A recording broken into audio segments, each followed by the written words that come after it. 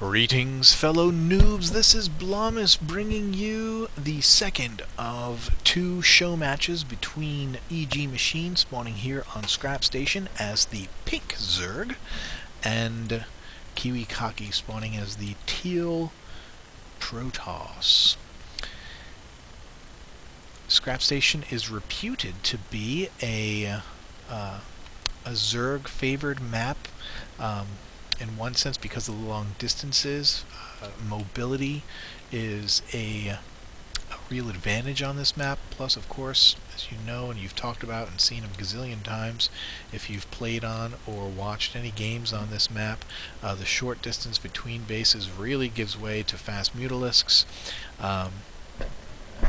And also these wide ramps also very much favor the Zerg player for a Ling rush or any kind of quick rush, or even just fast attacks. You know, these if the Zerg player spreads the creep well, which is actually very easy to do on this map because of these thin highways, you really only have to poop out a couple of creep tumors and then just let them promulgate, multiply themselves across the board. Spawning pool down at 14, and we are going to see an attempt at a quick hatch, but KiwiKaki doing his thing and keeping the Zerg player from expanding as long as possible. Putting down the pylon again. Are we going to see a forge? No, we do see a gateway first, and built in a very interesting spot. I like this placement. We do see Terran wall off here often. I have not seen a Protoss wall off in this spot very often. So that is a very interesting and cool decision by KiwiKaki. And we are going to see... are we going to see any... The pool has popped. Immediately 2 roaches are thrown down. Roaches. Ugh, Zerglings. Hey, look! It's a production tab! Yay! Ugh. I need to have like a... an alarm clock or something that like punches me in the face every time we start a game. It says, put up the production tab, you moron. Double gas going down for KiwiKaki, so perhaps we're going to see a 2-gate robo or 3-gate robo, some kind of robotics build for that early gas, or we're going to see perhaps a Stargate like we saw in the first of these 2 games. Uh-oh, KiwiKaki was food blocked there for a second. Is he still food blocked? No, he just... That was weird. Anywho's, sentry coming out for KiwiKaki, and finally getting down the natural hatch for Mr. Machine after those lings broke up that pylon. Just again by way of announcement, in the next couple of days, the Reason Star League will be having its conceptual tournament. It's a 16-player tournament. It's going to it's going to put wow. It's going to feature diamond players. We see lings going up on this Cybercore. It's going to feature 8 diamond players in the round of 16 against 8 non-diamond players of varying skill levels from, I think, I looked at the list and I think most of the guys are silver and up. There might be a bronze player in there, but I'm not sure. And it's going to be 8 mirror matches in the first round, and the purpose of this tournament to begin with is to be able to observe the distance of skill between a high diamond player and someone who is in a lower level. And as we see Machine getting this place pooped up with creep, so there's presumably, if things go as they ought to go, the second round should be a normal tournament, and from that point, it'll be just the first round is a best of 3. It'll be all mirror matches, and it will be, as I said, the high diamond level players against lower non-diamond level players. Zerglings are so fast. When you look at them in the mini-map, sometimes they look like mutalisks. And speaking of, we have the layer going up. We have a hallucinate for KiwiKaki. The Roach Warren going down for Machine. The expansion well saturated, and KiwiKaki just finished his expansion as well. So after that round of 16, after the mirror matches, it will return to a normal tournament format. I'm telling you this because Voice of Reason on StarCraftArena.net has asked me, graciously asked me to cast the event, and provided all goes according to plan, I will be casting all games of that tournament. I think it works out to be quite a few too. But it should be fun. I'm looking forward to it, and they will all be posted here on NuubCast.com. NuubCast.com. Sorry, YouTube.com /NuubCast. Links are starting to pound away on these destructible rocks. And we're getting some saturation over here from KiwiKaki's expansion. We have a forge finally going down. Lots of sentries and a couple of zealots for KiwiKaki. And starting to move out with these units. We do finally have the Stargates warping in over here.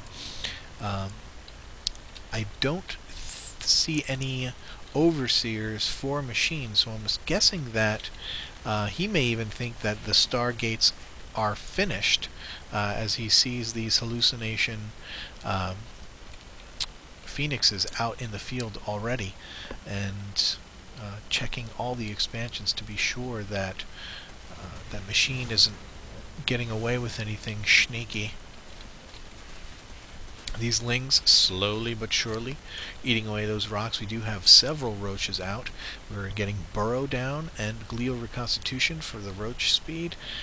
We also are seeing a hydra den going down. I can't quite find... Oh, there it is. Ba-derp.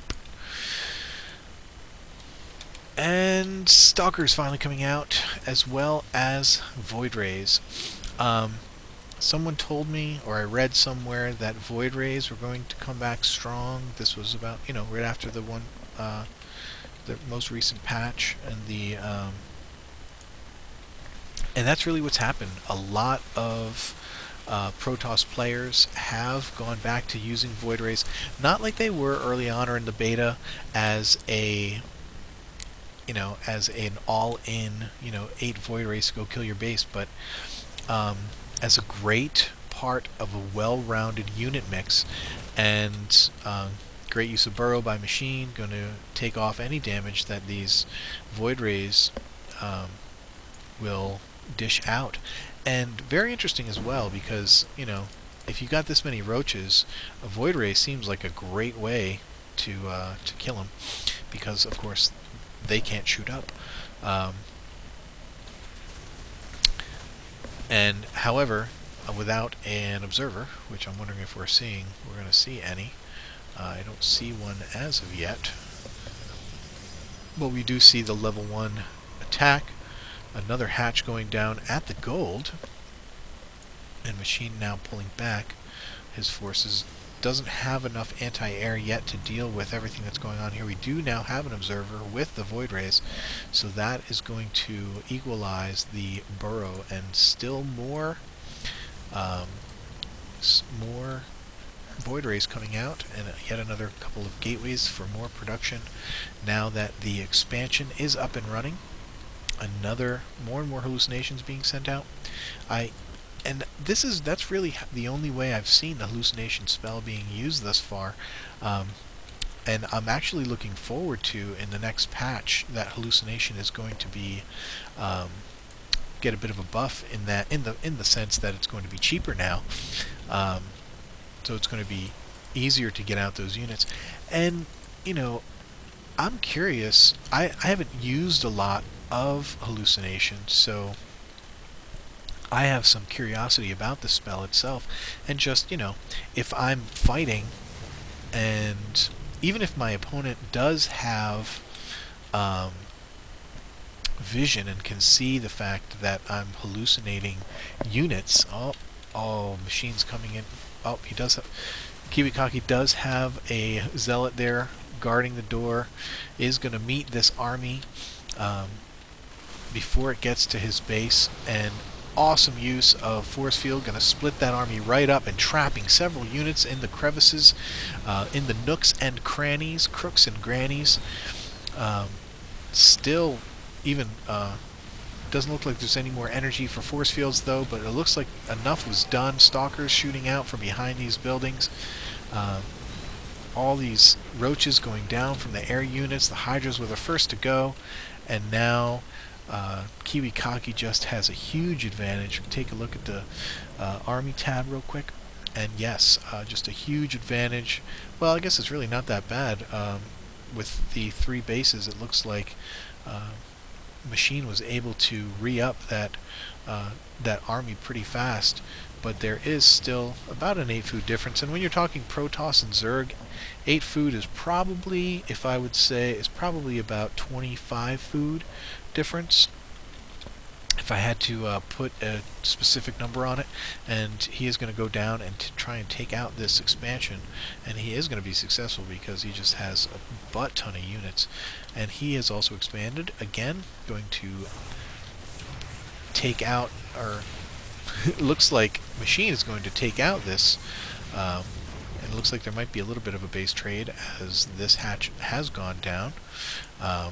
We're seeing some Hydras come out, and the army comes up behind, but it doesn't look like they're going to get to move in on this Nexus, as all of these Hydras are going to go down very quickly. We do have the +1 attack upgrade for KiwiKaki, but again, no melee attack or range attack upgrades for Machine, and so his units are going down very quickly. And this army at this point is just going to be too much for our Zerg player. He's now down 30 food, which, unless he can quickly get back into it, is going to be more like 50 or 60 food before too long. Again, trying to get out Hydras. I don't see any of these upgrades. We now see the +1 air attack upgrade going down for KiwiKaki. And the Spire finally down, but with no mutas yet on the field. He may be now foregoing mutas, just hard to get the gas. He doesn't have enough gas. This hatchery going down, I was wondering if we would see an attempt to get this back up and running, because I'm wondering, I don't see, these are actually, there's no creep, but these buildings are not dying. They're actually getting stronger, which is not what they're supposed to do without creep. And this is probably going to do it right here. This will probably be the final battle, and there's the GG by Machine. Yeah, just too much of an army.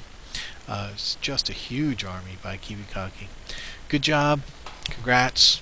Thanks for watching. Thanks for tuning in. This has been a 2-game show match between Machine and KiwiKaki. Thanks for tuning in, and I don't know where these replays were from. If someone wants to mention it in the comments, feel free to. I thought it was just a show match. It may have been from a tournament in which KiwiKaki took a 2-0 off of Machine, but I'm not aware of where it was from. I just got the replays from Gosu Reps. So please check out Gosu Gamers. They rock. And Evil Geniuses rocks. Team Root rocks. You know, they're all pros. They're cool guys. I, however, am a noob. And I'm guessing you are too. So we'll keep climbing that ladder. Good night, y'all.